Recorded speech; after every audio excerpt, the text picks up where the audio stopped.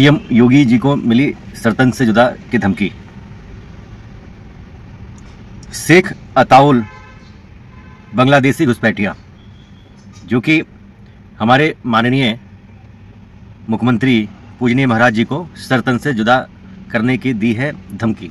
बोला कि मैंने बिस्मिल्लाहिर्रहमानिर्रहीम बिस्मिल्लाह बोल करके मैं उनका जो है सरतंज से जुदा कर दूंगा, बल्कि मीडिया के सामने बोल रहा है, सोशल मीडिया के सामने बोल रहा है। तो ये दुर्भाग्यपूर्ण घटना है और सबको समझने की चीज़ है।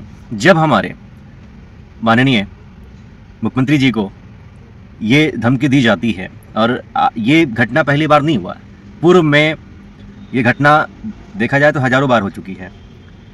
तो ऐसे जिहादी कहाँ से उत्पन्न हो रहे हैं? ये कल के कन्वर्टेड हिंदू ही रहे हैं। अब बात करी जाए तो ये बांग्लादेशी था घुसपैठिया जो कि नोएडा में रह रहा था। जब पुलिस ने इसको पकड़ा है तो वह शाहीन बाग कनेक्शन भी दिखा रहा है। और इन लोगों का आधार कार्ड कैसे बन जाता है रोंगियों का? 6 करोड़ जो है, 6 करोड़ घुसपैठिए भारत के अंदर हैं इस समय। तो ये दुर्भाग्यपूर्ण घटना है और हमने बारंबार आपको बताया है कि कानून महाघटिया है, इसी वजह से सब कुछ हो रहा है। क्योंकि कांग्रेसियों ने इस संविधान को, अंबेडकर साहब की बात कर रहे हैं लगातार, अंबेडकर साहब, तो वो बात जो चल रही है, अमित शाह जी ने जो बोला था उस मामले को लेकर के भी तूल खूब पकड़ा हुआ है। और खड़गे साहब बोल रहे हैं कि जो कि वह 19 सेकंड का टोटल वीडियो है, पूरा वीडियो इन लोगों ने नहीं सुना और उसी में लगे ये लोग हंगामा करने। और इन लोगों को मौका चाहिए सरकार की बातों को और जो सरकार है उसका विरोध करने के लिए। तो ये है कि ये खड़गे साहब जो करे हैं ये बहुत गलत करे हैं, इन भुनाने का काम कर रहे हैं। और पूरी बात अगर ये सुनते, जो पूरा जो है 1 मिनट 42 सेकंड का था, तो अंबेडकर साहब का जो अपमान हुआ तो वो समझ में आ जाता है इन सभी देशवासियों को भी, मीडिया वालों को भी, सबको। बाकी ये कांग्रेसी कैसे कैसे खेला खेल रहे हैं कि क्या बताया जाए। कांग्रेसी देश के लिए बहुत बड़े दुश्मन हैं, राष्ट्र विरोधी हैं, हिंदू विरोधी हैं, कैसे भी करके भारत को इस्लामिक मुल्क बनाना चाहते हैं। तो यह जो उनके अमित शाह जी, माननीय गृह मंत्री अमित शाह जी की बातों को तोड़ मतोड़ करके पेश किया गया और केवल 19 सेकंड का वीडियो ही प्रस्तुत किया गया, तो यह दुर्भाग्यपूर्ण है। ऐसे नेता हमारे देश में 55 साल राज करते रहे हैं। यहाँ पर जो सरकारें रही हैं 55 साल तक, कांग्रेस दुर्भाग्यपूर्ण है। और इन लोगों ने, जब हमारे गृह मंत्री अमित शाह जी ने बोला कि जो है जब पहला कैबिनेट बैठा था तो पहले कैबिनेट में ये राजा जी थे और अंबेडकर साहब भी थे। तो अंबेडकर साहब और राजा जी को हटाने के लिए इन कांग्रेसियों की जो चल रहा था मुहिम, तो इन लोगों ने ये वहाँ पर ये कहा कि ये बताइए कि ये दोनों लोग इस्तीफा दे देंगे, राजा जी और अंबेडकर साहब। यह जो बात है 1947 के बाद की बात है, जब मजहब के आधार पर देश का विभाजन हुआ था। तो कह रहे हैं कि राजा जी के जाने के बाद नुकसान होगा और अंबेडकर साहब के जाने से, अंबेडकर के जाने से कोई हम लोगों का नुकसान नहीं होगा। और तो फिर उन्होंने इस्तीफा दे दिया।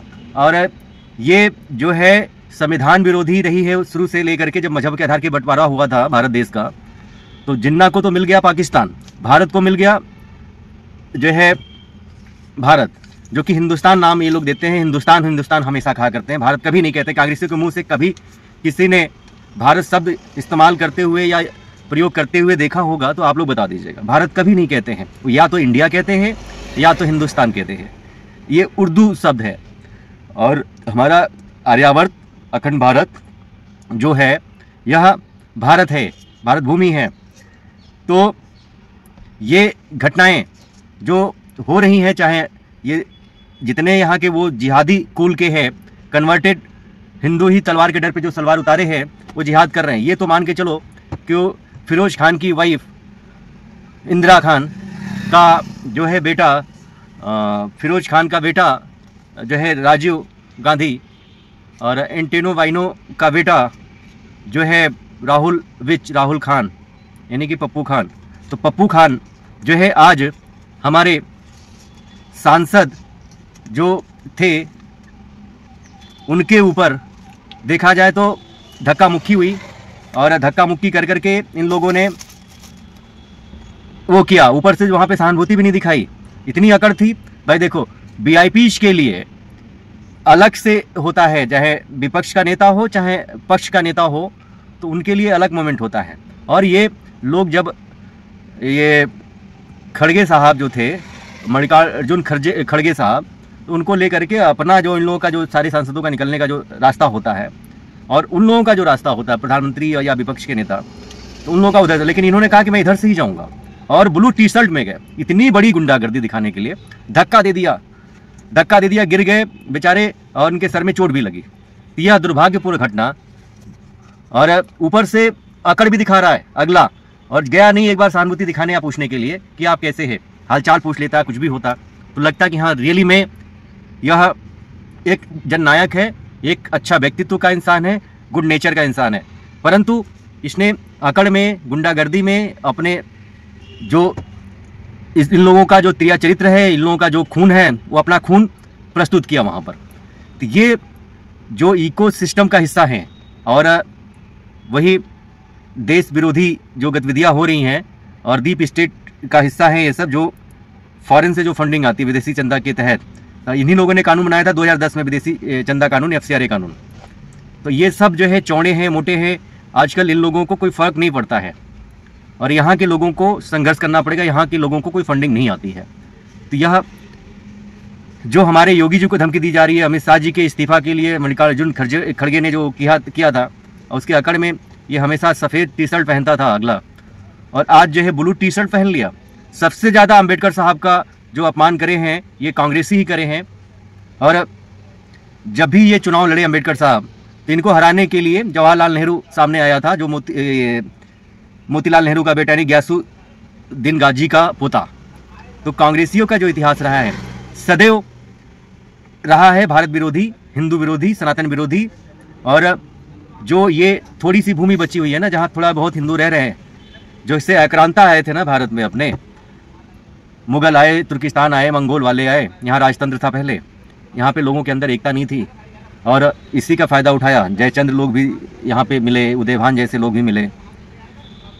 और ऐसे ही मैकाले के काल में जब लॉर्ड मैकाले ने अपना राज वो किया 1974 के बाद, अपना जो है भारत का जो लॉर्ड बन के आया था गुलामी के कालखंड में, गुलाम हम लोग ना बनते। अगर एकता होती उस समय तो हम लोग गुलाम बनते ही नहीं।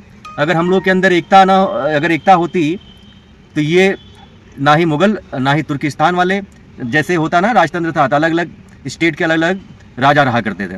और अगर वो मुट्ठी भर आए थे, अगर एक देश पे आक्रमण करते थे तो दूसरे स्टेट का राजा मजा लेता था।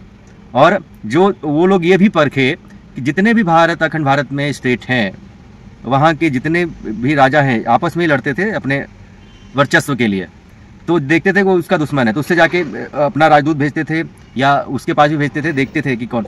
दोनों को उन लोगों ने फूट डालो राज करो की नीति के तहत ऐसा किया और समझ गए कि हमारे यहाँ एकता नहीं है। और यहाँ पर जो है मुगलों ने भी किया और अंग्रेजों ने भी किया और प्लस ये कांग्रेसियों ने तो बहुत किया, चूँकि ये लोग भारत के नहीं हैं।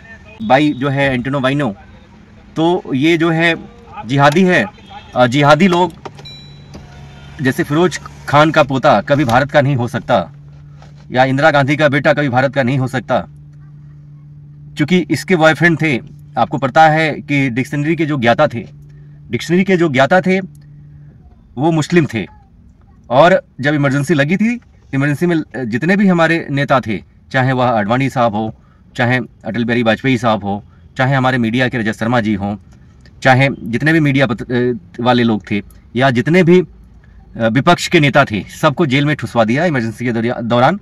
और हिटलरशिप दिखाई है ये महिला, और इस महिला ने इतना मतलब उग्र रूप अपनाया कि सब कुछ, चूँकि वह विदेश से खुद ही पढ़ी लिखी थी, भारतीय संस्कार, भारतीय रिलीजन्स, भारतीय संस्कृति से उसको कोई लेना देना नहीं था, ना ही वो गुरुकुल शिक्षा से पढ़ी लिखी थी। और वह सिर्फ एंजॉयमेंट और उसी